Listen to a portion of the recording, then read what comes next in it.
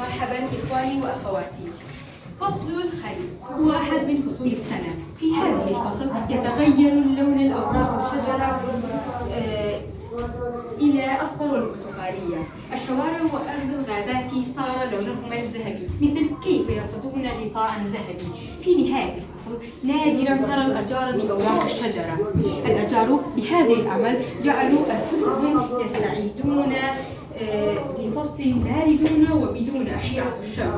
الجمال الفصل لا يصف حينما يغسل المطر أغصان وإيقاف الشجرة العارية، يجعل اللون الأصفر الأوراق المتساقطة ساترا.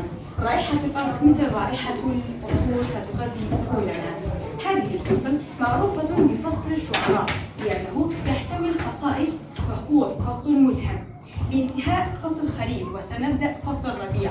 اكتشفت فطبيعة الفصول تشبه طبيعة الإنسان، بعد الموت هناك الأحياء. شكرا لاستماعكم.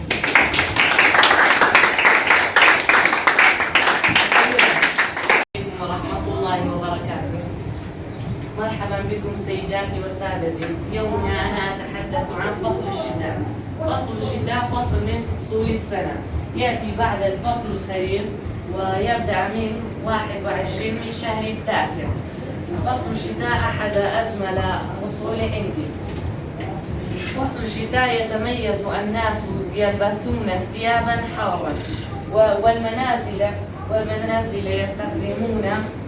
والمنازل يستخدمون وسائل التنمية.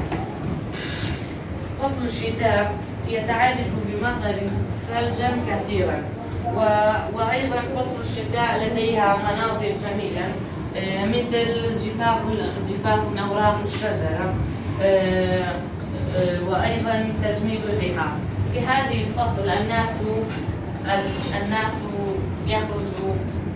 يخرج الناس قليلا وأكثر أسباب الأمراض بسبب انخفاض درجة الحرارة. شكرا.